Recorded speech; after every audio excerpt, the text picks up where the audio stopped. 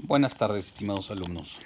Siguiendo con el tema que ahora vamos a ver, que es el de Derecho Urbanístico, o en su programa Derecho Notarial, pero desde la parte del Derecho Urbanístico, que es la propiedad en condominio. Hago un poquito la explicación.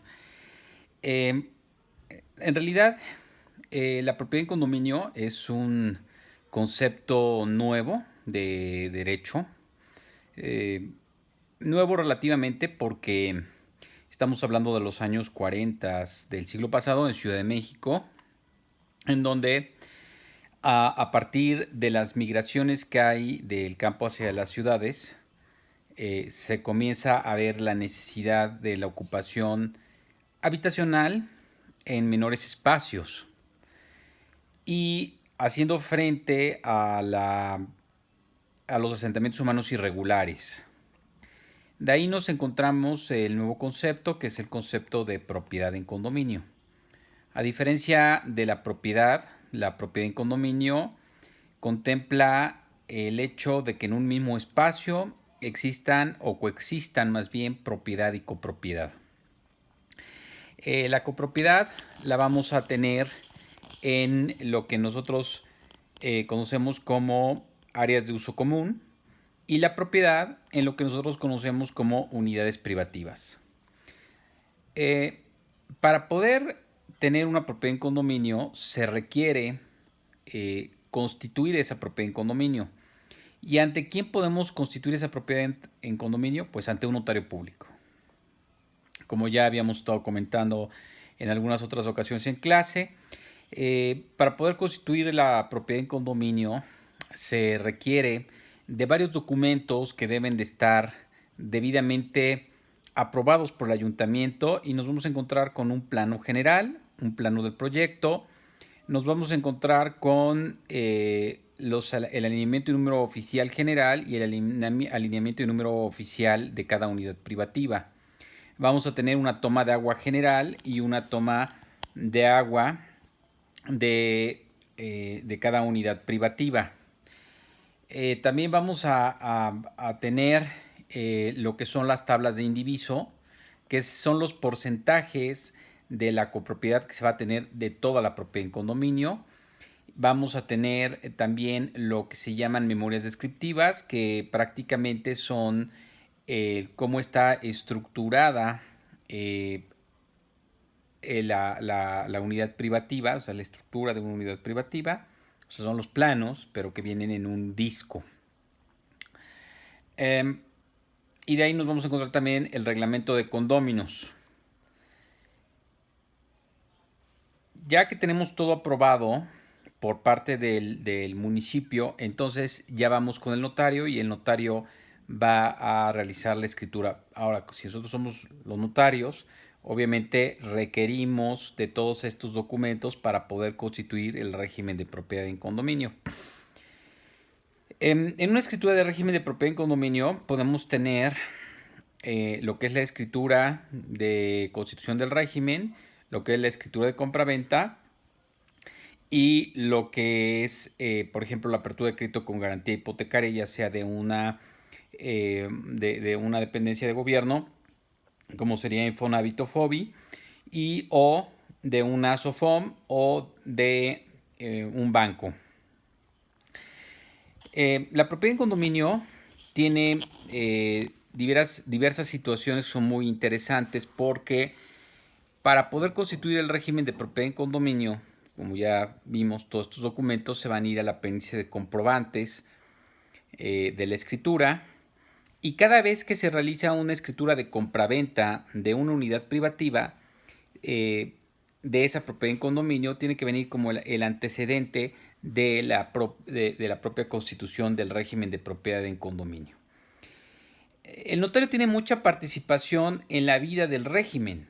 O sea, porque los regímenes de propiedad en condominio no nada más se constituyen, sino también estos regímenes se pueden modificar o se pueden extinguir, como ya lo habíamos comentado en alguna ocasión en clase, y todo se hace en escritura pública. Otra de las participaciones que tiene el notario, todas las actas de asambleas extraordinarias que se llevan a cabo en las propiedades en condominio, eh, para que tengan un valor jurídico, deben de estar protocolizadas ante notario. Otra participación que tiene también el notario en el régimen de propiedad en condominio es que actualmente los notarios son mediadores o tienen facultades de mediación. Por lo tanto, uno de los procedimientos o pasos que el notario tiene que realizar en un momento determinado, cuando hay un conflicto de intereses en la propiedad en condominio, es que los condóminos, para poder llegar a juicio, por ejemplo, del cobro de cuotas condominales, primero tiene que pasar por el arbitraje ante el síndico municipal y después a la mediación. La mediación se puede hacer ante notario. Esto también es importante porque también en ese caso participa el notario en el régimen de propiedad en condominio. Vamos a ver las diferencias entre el régimen de propiedad en condominio y lo que son los fraccionamientos, que ya lo tienen ustedes en la presentación que les envié, pero vamos rápidamente a recordar cuáles son. El régimen de propiedad en condominio es un régimen que puede, como ya lo dijimos, constituirse, que puede modificarse o que puede extinguirse. Los fraccionamientos no, porque el fraccionamiento es una fracción de una propiedad privada. El régimen de propiedad en condominio, los servicios no son municipalizados, sino que en el régimen de propiedad en condominio los servicios los proporciona la misma Asamblea General de Condóminos. En el caso de los fraccionamientos, tienen que estar municipalizados. Los fraccionamientos se municipalizan, las propiedades en condominio no se municipalizan.